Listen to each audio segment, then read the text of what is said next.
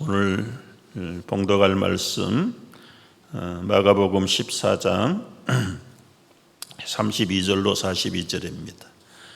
마가복음 14장 32절 찾으시고 이제 낭독자가 낭독하겠습니다.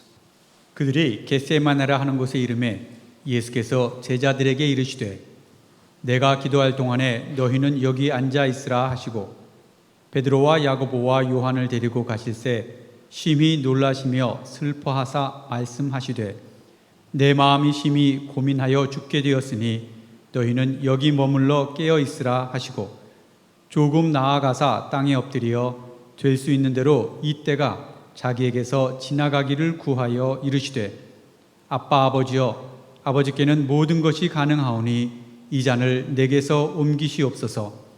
그러나 나의 원대로 마시옵고 아버지의 원대로 하옵소서 하시고 돌아오사 제자들이 자는 것을 보시고 베드로에게 말씀하시되 시몬아 자느냐 네가 한 시간도 깨어 있을 수 없더냐 시험에 들지 않게 깨어 있어 기도하라. 마음에는 원이로되 육신이 약하도다 하시고 다시 나아가 동일한 말씀으로 기도하시고 다시 오사 보신즉 그들이 자니 이는 그들의 눈이 심히 피곤함이라. 그들이 예수께 무엇으로 대답할 줄을 알지 못하더라. 세 번째 오사 그들에게 이르시되 이제는 자고 쉬라. 그만 되었다. 때가 왔도다. 보라 인자가 죄인의 손에 팔리느니라. 일어나라 함께 가자. 보라 나를 파는 자가 가까이 왔느니라. 아멘. 아멘. 인생은 고통의 연속이라고 합니다. 고통의 챔피언이었던 욥의 고백을 들어보십시오. 사람은 고생을 위하여 났으니 불꽃이 위로 날아가는 것 같으니라. 어떤 인생이라도 고통이 없는 인생이 없다는 것이고, 좀 극단적인 표현이긴 하지만 인생은 고통 때문에 존재한다는 것입니다. 우리 사람들이 당하는 고통을 크게 네 가지로 나눠 봅니다. 육체적, 정신적인, 사회적인 고통, 또 영혼의 고통, 이 네 가지가 우리 인간이 당하는 고통의 전부입니다. 신체적으로 질병이나 사고나 때로는 장애를 통해서 당하는 고통이 육체적인 고통입니다. 아마 이 육체적인 고통은 치료할 수 있는 게 대부분이고 또 때로는 치료할 수 없는 장애의 고통도 있습니다. 이 마음의 불안에서 두려움과 공포나 때로는 우울증 때문에 겪는 이 정신적인 고통, 어떤 면에서는 육체적인 고통보다 더 힘든 고통이라고 할 수 있습니다. 또 경제적으로 빈곤을 맞을 때나 또 사업의 실패나 아니면 인간관계에서 부조화가 일어날 때 일어나는 고통들이 소위 말하는 이 사회적인 고통입니다. 이것도 견디기 어렵습니다. 소외감, 열등감, 그리고 차별의식, 많은 사회적인 문제를 만들어내는 고통이 사회적인 고통입니다. 가장 어려운 것들은 영혼의 고통입니다. 인생의 존재의 의미를 통한 고통이고 생과 죽음의 차이에서 해결할 수 없는 정확한 해답을 찾기 어려운 고통이 영혼의 고통입니다. 그런데 이 네 가지를 경험하고 함께 모아놓은 고통이 아마 어떤 면에서는 코비드가 아닌가 생각이 됩니다. 코비드를 앓고 난 사람들의 경험들을 들어보면 어느 날 갑자기 육체의 근육들이 끊어지는 고통과 아픔이 시작됐는데 그것이 코로나 바이러스 전염병인 줄 몰랐다는 것이죠. 육체적인 고통이 얼마나 큰지, 뿐만 아니라 왜 나만 이런 어려움을 당하는가, 불안감, 정신적으로 소외당하고 단절된 그런 고통, 병원에 가도 해줄 수 있는 일이 없다고 방치해 두는 것을 볼 때 이 사회적인 고통 또한 더 깊어지면 그 생명에 대한 그 어려움과 고통 때문에 참 어찌할 바를 알지 못하는 그런 영혼의 고통까지 온통 종합 세트의 고통이 이번에 일어나고 있는 겪고 있는 이 코로나 바이러스의 종합한 고통이라고들 경험자들은 얘기하는 걸 듣습니다.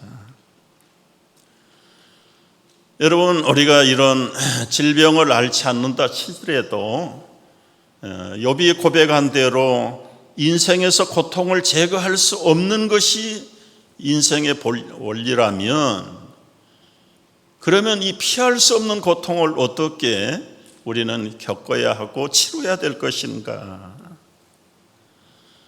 오늘 본문을 통해서 예수님이 당하신 고통 어떻게 처리하셨는가? 정말 고통을 함께 짊어지고 나눌 수 있는 친구가 필요한가, 있는가? 참 깊이 생각을 해봐야 될 말씀 속에서 오늘을 이기는 지혜가 예수님의 처신을 통해서 우리가 함께 배울 수 있게 되기를 바랍니다. 예수님도 얼마나 고통이 심하셨는지 34절에서 보면 내 마음이 심히 고민하여 죽게 되었다. 참 엄청난 고통을 당했어.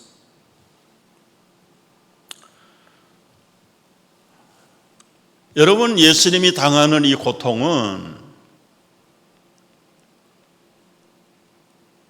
피할 수 있는 고통이에요. 그러나 피하면 안 되는 고통입니다.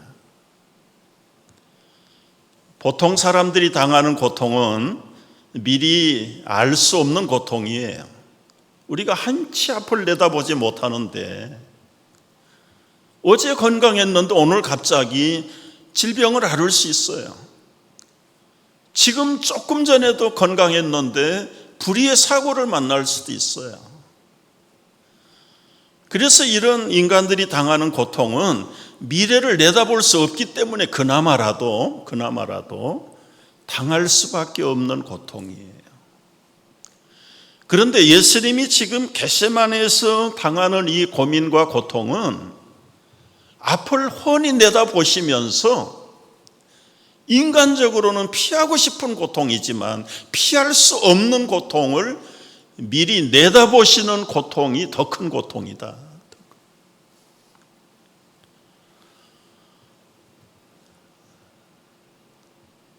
마치 번지 점프를 비교해 보게 됐습니다. 미국의 가장 높은 번지 점프가 어디 있는 줄 아시나요?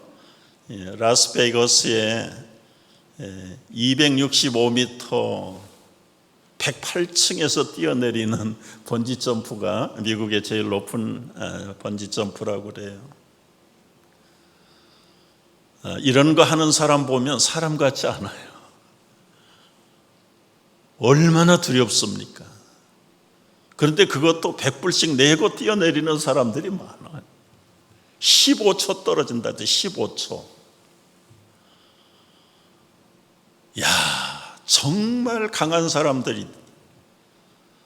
여러분, 누가 밀어서 떨어지는 게 아니에요. 스스로가 떨어지는 게 번지 점프인데, 저도 언젠가는 한번 해보고 싶은 마음은 있어요. 그런데도 생각만 하면 벌써 막 가슴이 떨리고 다리가 후들거리는 게, 이 내다 보이는 고통, 그걸 즐기는 사람들이 있습니다. 근데 예수님은 지금 여기서 심히 고민하여 죽게 되었다는 것은 앞으로 펼쳐질 그 엄청난 십자가의 고통을 내다보시는 겁니다. 모든 사람들로부터 끊어지는 아픔, 조롱과 그리고는 비웃음과 비인격, 하늘로부터 오신 하나님의 독생자가 당하시는 그것뿐만 아닙니다. 아버지로부터 끊어지는 아픔, 정말 어디로 끌고 갈는지 알지 못하는 가장 인간의 밑바닥까지 떨고 내시는 그 미래를 내다보시는 그 예수님의 고통, 그것 때문에 지금 심히 고민하여 내가 죽을 지경이다. 이런 위기와 이런 고통을 예수님이 어떻게 감당하고 피하셨는가? 오늘 본문 말씀 속에서 한 3가지 비결을 우리가 찾으면서 우리도 앞으로 어떤 고통을 당할는지 모르지만 크고 작은 고통을 당할 때마다 예수님을 통해서 배운 이 위기의식의 해결책을 감당할 수 있으면 좋겠다는 생각을 해봅니다. 여러분, 첫째는 이 예수님은 이 고민과 고통을 함께 나눌 친구들을 만들었어요.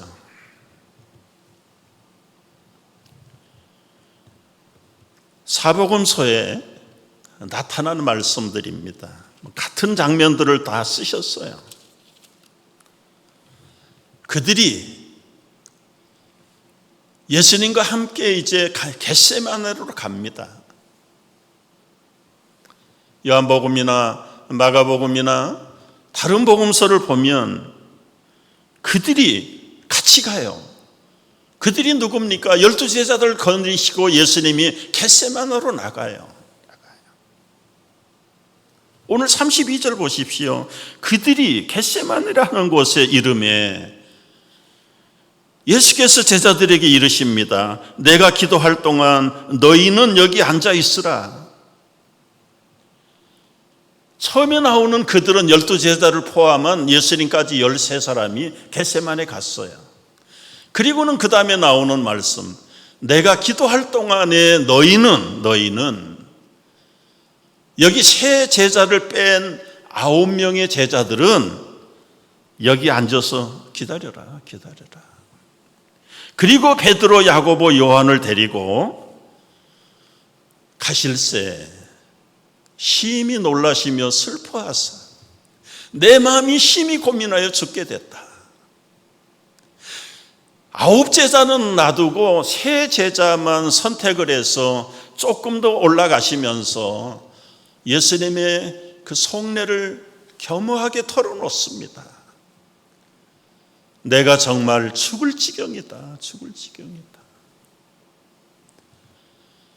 여러분, 세 사람을 내 친구로 알고 특별히 내 마음의 이 고민을 여러분에게 나누는데 함께 깨어 있어 이 무거운 고통을 함께 짊어지면 좋겠다. 그리고 예수님은 세 제자를 따로 놔두고 조금 더 나아가서 기도하시기 시작합니다. 여기서 이제 한번 우리가 생각해 볼 수 있는 것 무엇입니까? 예수님이 제자들이 12인데 왜 비단 3사람만 이렇게 차별을 두었을까? 여러분, 다 같은 제자라고 해서 다 같은 제자만은 아닌 것 같아요. 예수님이 그렇다면 무슨 차별을 하셨는가? 왜 제자 3인방을 만들어 놓으셨을까? 만들어 놓은 게 아니라 이게 인지상정 같아요. 베드로는 제자들을 대표해서 맨 먼저 신앙 고백을 했던 제자입니다. 나중에 잘 지키지는 못했지만 그래도 그 당시는 정말 자기 생명을 내대고 죽는 데까지 쫓아가겠습니다. 야고보는 예수님이 부르실 때 자기 배를 내버리고 가감하게 예수님 따라 나셨던 그 결단을 보셨던 예수님은 야고보에 대한 마음이 다른 제자하고 다를 수밖에 없어요. 젊은 제자 요한을 보세요. 나이가 어리고 연약해 보이지만 그러나 그의 모든 마음 씀씀이를 볼 때 이 제자는 끝까지 나를 따를 제자라는 확신이 들었어요. 나머지 아만 9제자는 뭐 특별히 기억될 만한 그런 뛰어난 모습들이 보이지 않을겠죠. 여러분, 지금 공식적으로 볼 때는 예수님과 제자들이라는 관계를 맺었지만 개인적으로 볼 때는 예수님보다 훨씬 나이가 많은 베드로도 있고요, 거의 예수님보다 야고보도 나이가 많았을 것 같아요. 나이가 좀 어렸다면 요한 혼자 나이.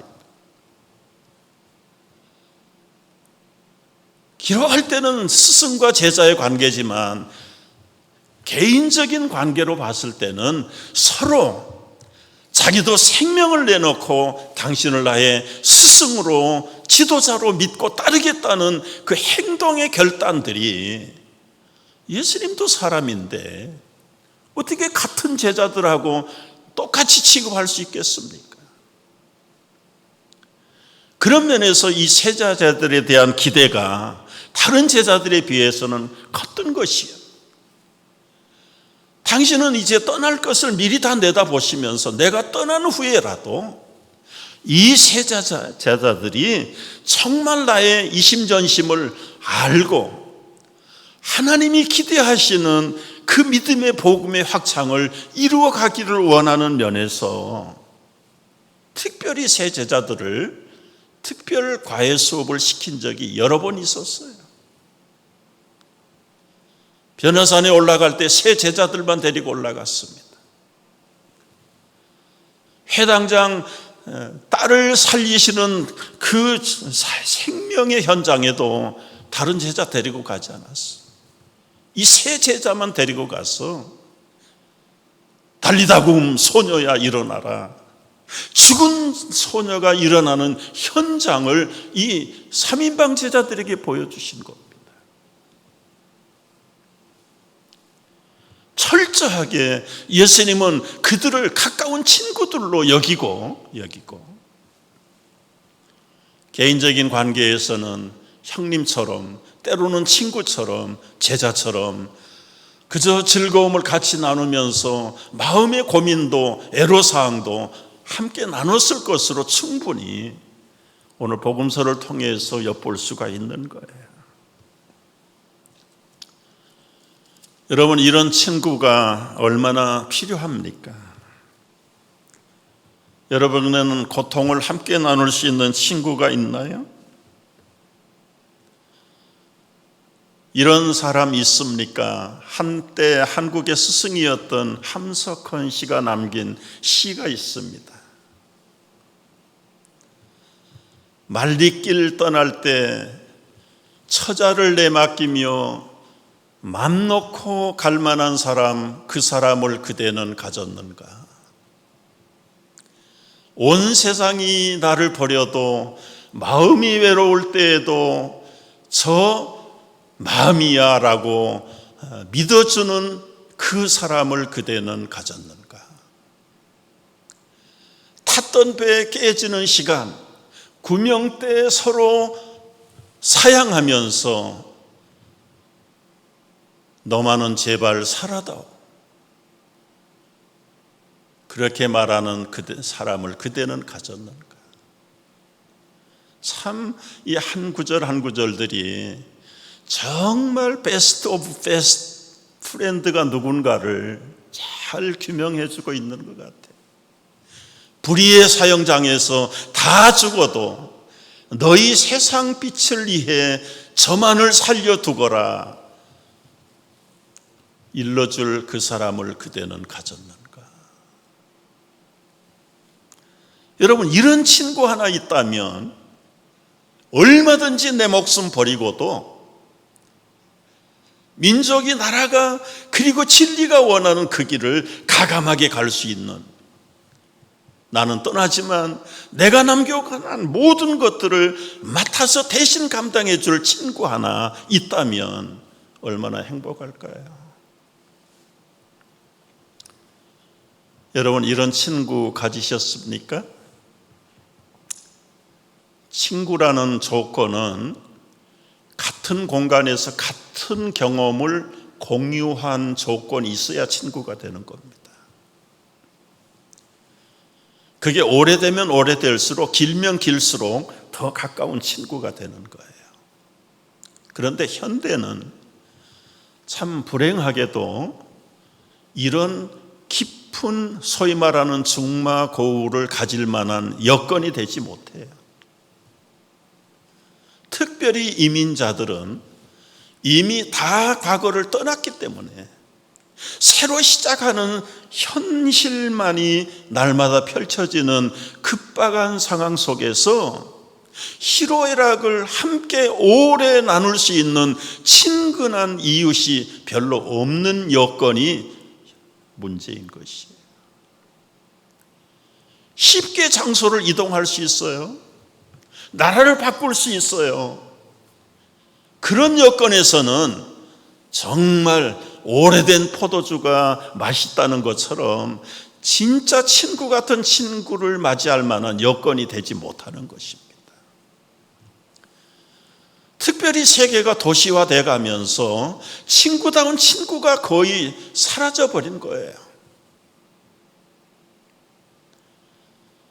친구는 자주 만나야 돼요. 커뮤니케이션 분야에서 최소한 6개월 안에 어떤 커뮤니케이션이 전달이 안 되면 가까운 친구도 멀어져요. 카톡을 하든 전화를 하든 만나든 그게 6개월 동안 아무런 액팅이 없으면, 릴레이션십을 갖지 않으면 이 감정의 교류가 없잖아요. 그런 사람은 아무리 사생결단을 맺은 친구라도 멀어질 수밖에 없다. 그러니까 6개월을 넘기면 안 된다는 겁니다.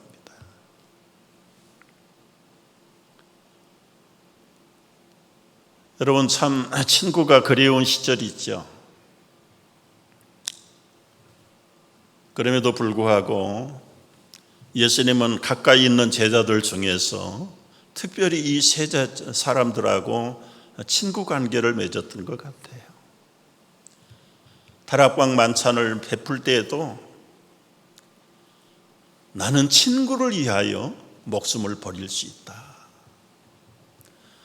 여러분, 친구라는 건 감정을 공유하는 게 친구지요. 베드로가, 야고보가, 요한이 이런 모양 저런 행동을 통해서 정말 나는 죽을지라도 예수님과 함께 죽겠다는 그것들을 직접으로 간접으로 전달할 때마다 예수님은 그냥 듣고만 있으면 이건 원웨이죠, 원웨이. 예수님도 인성을 가지신 인간적인 측면에서 그래도 기쁨과 슬픔과 무거움을 함께 나눌 수 있는 가까운 친구들 세 사람이 바로 이 3인방 제자들입니다. 그들을 포함해서 그 나머지 12 모든 제자들을 사랑하되 끝까지 사랑하는데 내가 얼만큼 사랑하는가? 내가 친구를 위하여 이의 목숨을 버리면 이에 더 큰 사랑이 없다. 여러분도 앞으로는 실패할지라도 지금 그때는 최선을 다해서 내가 주님을 위해서 목숨 버립니다. 가는 데까지 갑니다. 그리고는 실질적으로 자기 가족도 버리고 배도 버리고 재산도 버리고 지금 예수님에게 온전히 위탁해서 달려나온 그 제자들을 향한 예수님의 보상의 답변은 뭘까요? 나도 너희들을 위하여 목숨을 버린다.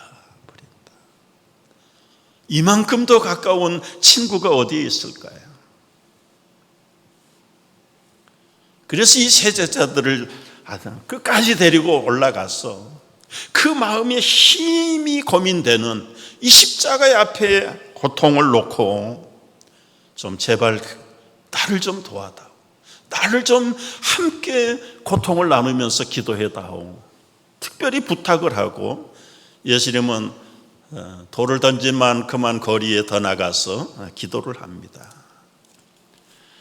그 기도의 내용이 무엇입니까?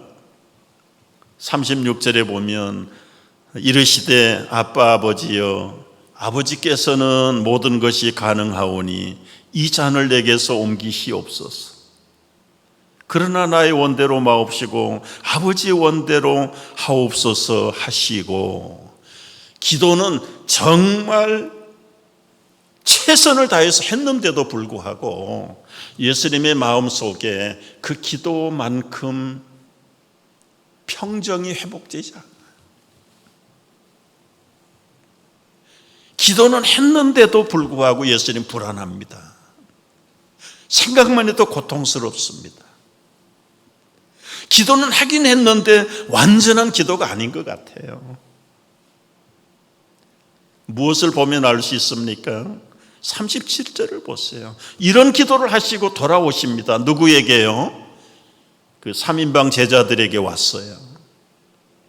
저들도 나를 위해서 지금 기도하고 있겠지, 기대를 가지고 동정을 바라는 마음으로 왔는데 37절에 와 보니까 제자들이 어떻게 해요? 기도는커녕 자고 있단 말이에요. 얼마나 마음이 섭했는지 베드로에게 말씀합니다. 시몬아, 자느냐? 네가 1시간 더 깨어 있을 수 없더냐? 시험에 들지 않도록 좀 제발 깨어 기도해다오. 그리고는 다시 나갑니다. 39절에 나가서 동일한 말씀으로 기도하셨다. 마태복음에는 3번씩 동일한 말씀으로 기도하셨다. 그리고 와서 봐요. 40절 다시 와서 보니까 그들이 여전히 자고 있어요. 자고 있어요. 한 가닥 걸었던 그 우정과 친구의 깊은 동정을 순간적으로 무너지는 순간입니다. 야, 친구라는 게 별 수 없다. 여러분, 이게 인간 친구의 한계가 아니겠습니까? 뭐 전설 같은 얘기들이 가끔 있긴 해요. 그러나 대부분의 세상 친구라는 게 할 수 없어요, 여러분. 특별히 즐거울 때는 친구가 많아요. 잘 나갈 때는 사람 천지예요. 근데 지금 죽게 됐어요. 그 잔인한 십자가를 앞에 놓고 기도하는 그 순간에 지금까지 3년 이상 주고받았던 친구의 우정도 거기서는 따라오지 못했어요.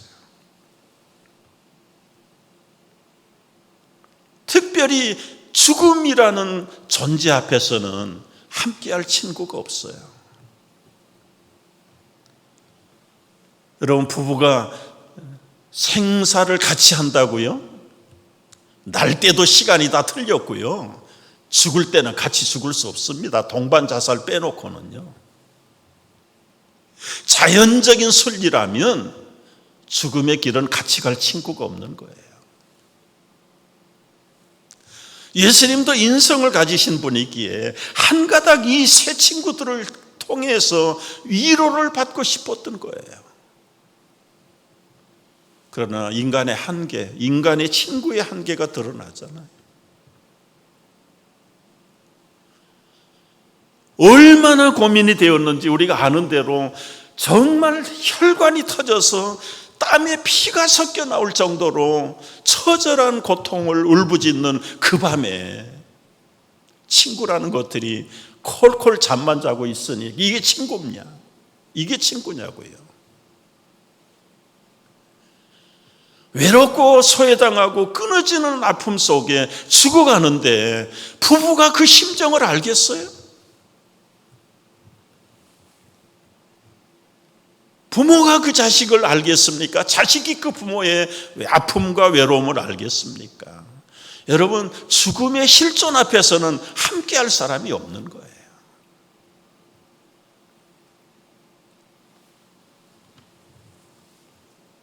전설 같은 친구 한두 사람 있을까 말까 하지요. 일반적으로는 죽음의 마지막 반에는 친구도 없고 부부도 없어요. 부모도 없고 자녀도 없어요. 아무도 도와줄 수도 없고 해결할 수도 없는 이 죽음의 도전 앞에서는 결국은 혼자 싸워야 될 싸움이에요. 그럼에도 불구하고 여러분, 우리가 이 세상을 살아가는 동안에는 그래도 기쁨과 슬픔을 같이 나눌 수 있는 친구가 필요합니다. 있어야 됩니다. 제가 여러분 이런 좋은 친구를 사귈 수 있는 비결, 세상에서는 없고요. 물론 세상에 술 친구들이 있을 거예요. 동호인 친구들이 있을 겁니다. 등산 가고 낚시 가고 자전거 타는 동호인들을 보면 정말 자기 살처럼 살갑게 자라는 사람들 너무너무 많아. 그러나 그건 다 좋을 때고요. 진정한 친구, 믿음의 친구가 필요해요. 어디에서 만들 수 있습니까? 같은 교회 안에서 만들어야 돼요. 여러분, 같은 교회에서 같은 친구가 만들어져야 되는 기본적인 조건이 뭐예요? 아무리 가까운 교회 친구라도요, 나가는 교회가 틀리면 영적인 공감대가 하나가 안 되기 때문에 오래 갈 수가 없어요. 우리 많이 경험해 봤잖아요. 예전에 같은 교회에 있을 때 그 친구는 그야말로 네 것 내 것이 없었잖아요. 그런데 섬기는 교회가 달라지니까 그 다음에는 친구가 자연히 멀어질 수밖에 없는 거예요.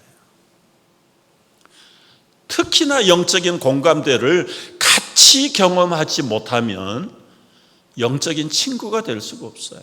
그런 면에서는 우리가 소속되어 있는 교회 안에서 정말 함께 기도해주고 함께 사랑을 나눌 수 있는 그런 친구 한두 명씩은 만들어야 된다. 그러나 그런 친구라 할지라도 극단적인 상황 앞에서는 함께 갈 수 없는 제한이 있음을 알아야 돼요. 예수님은 이 세 제자들을 향해서 그래도 인간적인 측면에서 가졌던 그 끊어지지 않을 것 같았던 그 우정의 기대감, 한 번, 두 번, 세 번 와서 확인한 후에는 더 이상은 거기에 미련을 갖지 않습니다. 그렇다고 앞에 있는 고통을 도전하고 격파해 나가야 되는데, 그래서 예수님은 인간 친구를 이제는 대상을 바꿔서 36절에 보면 하늘의 아빠 아버지를 친구로 삼아요. 아빠 아버지요, 아바 아버지나 아바라는 말, 헬라어는 우리 아빠라는 말과 똑같은 뜻이에요.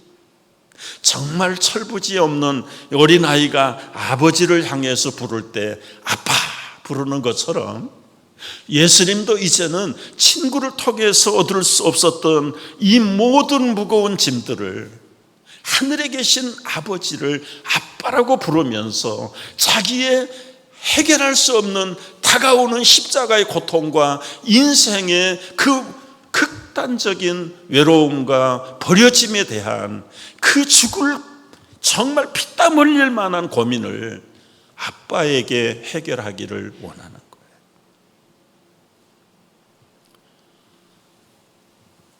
여러분, 우리 육신의 아버지는 지난주일도 말씀했지만 너를 낳은 어미가 너를 잊을지라도 잊는 경우가 허다해요.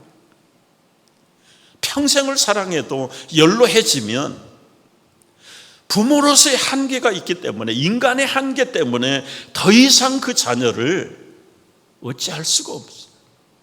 더더구나 실존이라는 이 생명의 문제 앞에서는 부모가 어떻게 하겠어요? 자식이 어떻게 하겠어요? 부부가 어떻게 할 수 있습니까? 할 수 없어요. 예수님은 자기 앞에 당한 그 죽음의 십자가의 문제를 친구들이 해결할 수 있는 차원이 아니라는 걸 알았어요. 그래서 36절에 아빠 아버지요, 아버지께는 모든 것이 가능하오니 이 잔을 내게서 옮기시옵소서. 사람이 할 수 없는 것, 아버지가 하실 수 있고 아빠 같으면 그 사랑하는 자식에게 얼마든지 그 소원을 들어주실 수 있지 않을까. 인간 친구의 한계를 절감한 예수님은 이제는 진정한 친구의 대상을 하늘에 계신 아버지, 아빠에게로 옮겨갑니다. 여러분, 자식이 부르짖는 그 간절한 애절함을 아빠가 외면하는 아빠가 어디 있겠어요? 그래서 부탁하는 거예요. 아빠, 이 죽음의 쓴 잔을 내게서 옮겨주세요. 옮겨주세요.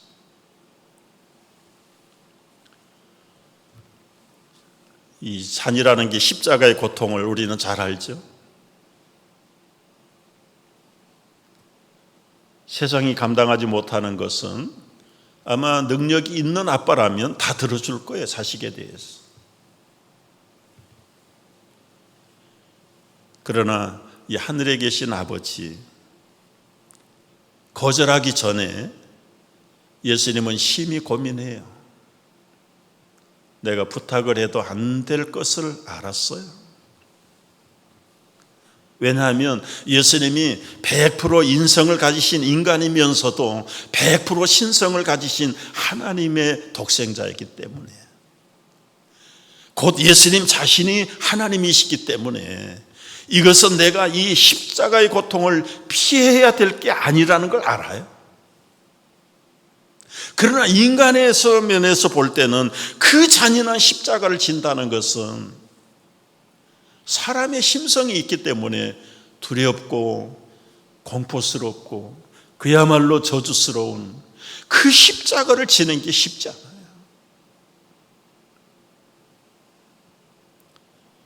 아버지에게 말로는 부탁을 해요. 이 십자가의 쓴 잔을 지나게 해주세요. 나 그 잔 마시지 않도록 해주세요. 나 그 십자가 피할 수 있도록 해주세요. 그러나 모자라는 아들이라면 몰라도 예수님이 하나님이신데 자기 편하자고 영원한 인류 구원의 계획을 망가뜨릴 수는 없잖아요.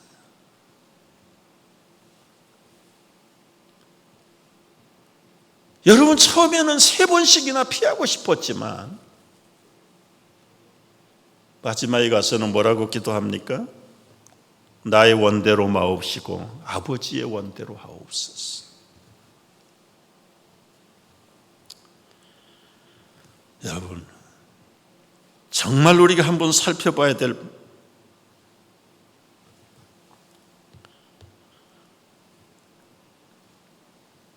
아버지하고 아들하고의 해결할 수 없는 문제, 십자가 문제입니다. 예수님은 이 십자가의 원리를 너무 잘 알았어요. 그래서 자기의 기도 제목을 바꿉니다. 하나님을 친구처럼 정말 철부지처럼 매달려 그 십자가의 쓴 잔 지나가기를 원했지만 아니야, 친구들은 다 나를 두고 흩어져 버렸고 이제 하늘에 계신 아빠에게도 이것을 고집한다면 이것은 엄청난 낭패예요.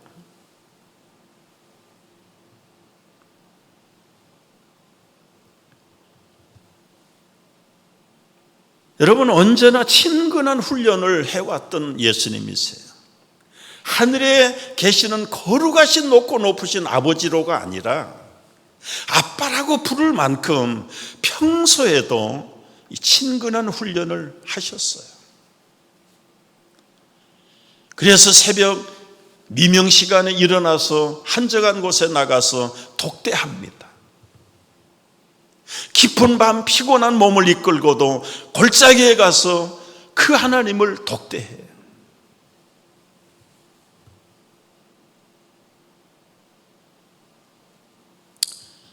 인간의 한계를 느꼈던 예수님, 심지어 가족이라도 부부라도 한계가 있음을 알고 인간은 어차피 홀로 가야 될 이 죽음의 면전에서 친구가 할 수 있는 일, 할 수 없는 일이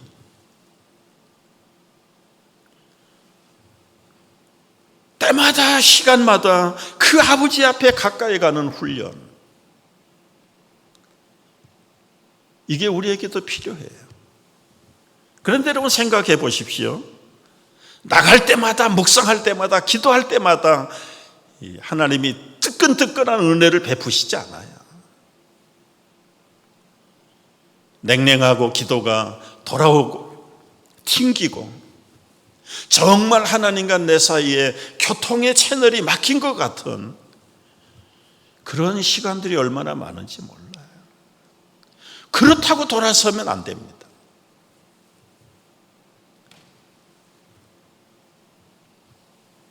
어느 순간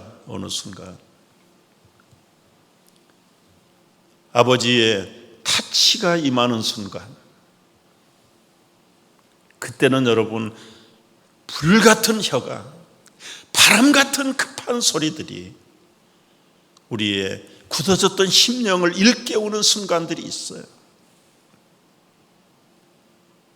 그리고 나서 그 하나님을 아빠, 아버지라고 부른다면 그 다음에는 세상에 두려울 게 없어요.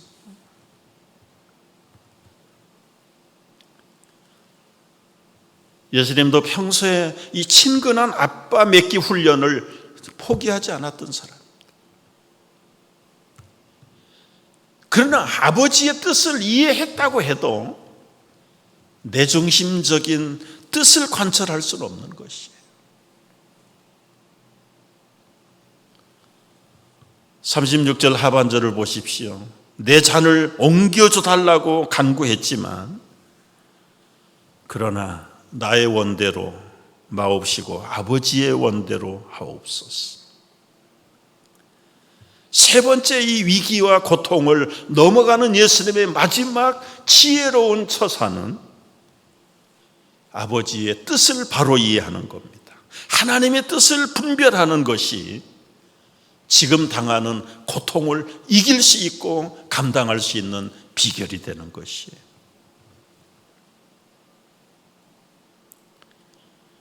여러분, 여기서 우리는 늘 고백해야 돼요. 한번 따라 하십시다. 나의 원대로 마옵시고 아버지의 원대로 하옵소서. 여러분, 내 뜻대로 말고 아버지의 뜻대로 하세요. 십자가에 죽는 것이 어떻게 아버지의 뜻입니까? 내가 이 쓴 잔을 마시지 않는다면, 십자가에서 내가 죽기를 원치 않는다면 어떻게 될까요? 아버지의 인류 구원은 물거품 되어버리는 겁니다. 이것이 진정 아버지의 뜻이었다면, 아버지여, 내가 이 쓴 잔을 마시기를 원합니다.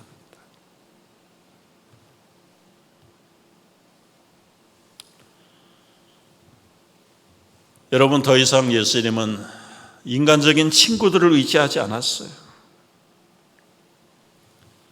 41절 말씀 보세요. 세 번째 오셔서요, 그들에게 이르시되 이제는 자고 쉬라. 그만 됐다. 때가 왔도다. 인자가 죄인의 손에 팔리우리라. 이제는 아버지의 뜻을 확실히 알았기 때문에 세상의 어떤 고통도 나는 감당할 수 있다. 너희들이 나를 위해서 기도하지 못했을지라도, 친구의 우정의 한계, 때로는 부모의 한계를 느낄지라도 하늘에 계신 아버지의 뜻을 내가 분명히 알았기에 나는 이 두려움의 십자가도 이제는 마다하지 않고, 여러분, 힘청이 나 하나 죽어서 아버지의 눈을 뜰 수만 있다는 확신이 있었기 때문에 그는 임당수 깊은 바다에다가 몸을 던질 수 있었던 겁니다. 아버지의 눈을 확실하게 뜬다는 그 확신이 꽃다운 자기의 몸을 바다에다가 던질 수 있는 거예요. 여러분, 인생의 고통 속에서 진정한 뜻을 알 수 있다면 얼마든지 우리는 그 고통을 초월할 수 있어요. 한국이 어려울 때요, 외화벌이 나가잖아요. 외화벌이. 심지어는 저 중동에 노동자로 나가기도 하고, 심지어 월남에 전쟁에 생명을 내걸고 한국에서 받을 수 없는 그 월급 달러를 받기 위해서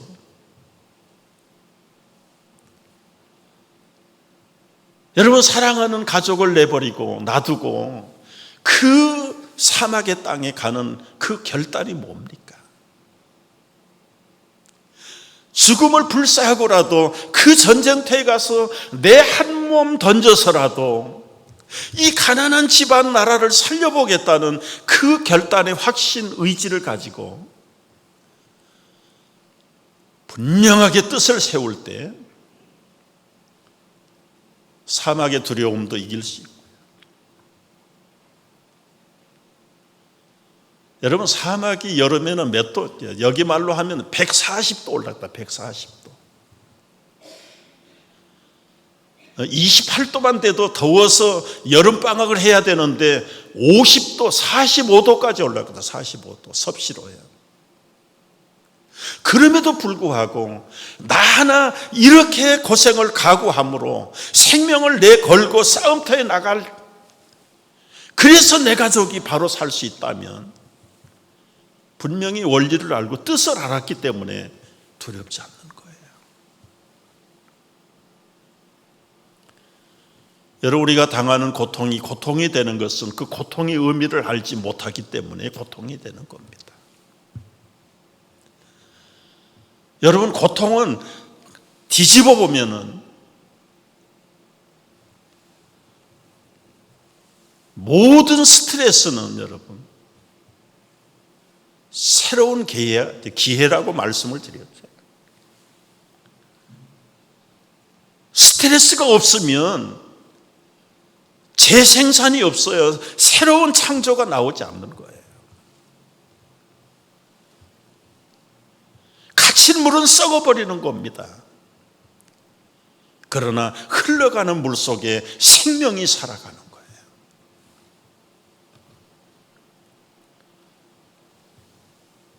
세상의 온갖 억울함과 고통을 다 당했던 구약의 선배 아삽이라는 사람이 남겨놓은 말씀 한마디로 우리는 결론을 내리고 싶어요. 시편 73편 28절 말씀이 있어요. 우리 한번 큰 소리로 읽습니다. 하나님께 가까이 함이 내게 복이라. 내가 주 여호와를 나의 피난처로 삼아 주의 모든 행적을 전파하리라. 하나님을 가까이 하는 것이 내게 복이라. 여러분, 고통을 피하는 것보다 하나님을 더 가까이 하는 것이 우리가 직면하는 모든 고통을 피할 수 있는 비결이 된다는 걸 알아요. 어떤 상황 속에서라도 우리가 하나님께 가까이 가는 것이 우리에게 진정한 복인 줄 알고, 주님, 여호와를 나의 피난처로 삼고 주님이 베푸신 모든 행적을 나의 인생의 삶을 통해서 전파하기를 원합니다. 기도하겠습니다.